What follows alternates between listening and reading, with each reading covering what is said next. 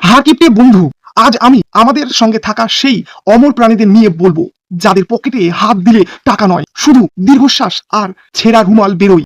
আমাদের এই হারকিপ্টে বন্ধুদের কিপ্টেমি এতই খাতারনাক যে এরা মশা কামড়ালেও রক্ত দেয় না, উল্টে মশাকে চিপে নিজের রক্ত বের করে নেয়। ওদের মানিব্যাগটা হলো একটা আইসিইউ ইউনিট। সবাই জানে ভেতরে কিছু একটা আছে, কিন্তু গত 10 বছরে কেউ সেটাকে সুস্থ অবস্থায় বাইরে বের হতে দেখেনি।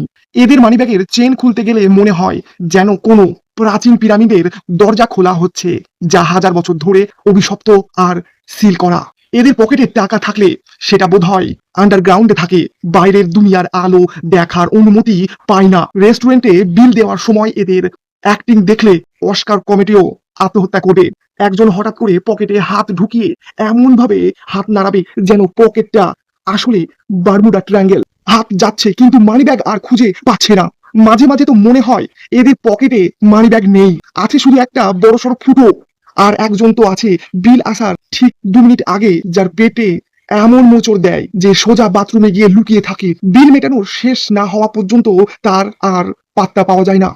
আর রিচার্জের কথা তো ছেড়েই দিন, এদের ফোনে ব্যালেন্স থাকে না, কিন্তু এদের অন্যের হটস্পট খোঁজার ক্ষমতা নাসার বিজ্ঞানীদের চেয়েও বেশি।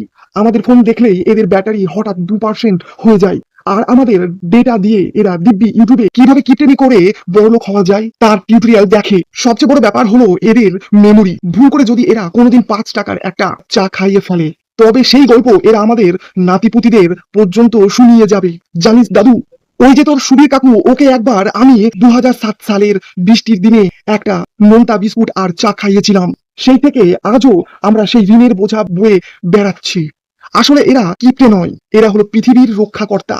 এরা ভাবছে টাকা খরচ করলে বাজারে ইনফ্লুয়েন্স বেড়ে যাবে, তাই নিজের পকেটেই পুরো দেশের ইকোনমিটাকে আটকে রাখছে। ভাই শোন, তোদের এই কিপটেমির জন্য হয়তো গিনিস বুকে নাম উঠবে না, কারণ নাম লেখাতে গেলেও এন্ট্রি ফ্রি লাগে। তোরা তো সেটাও দিবি না।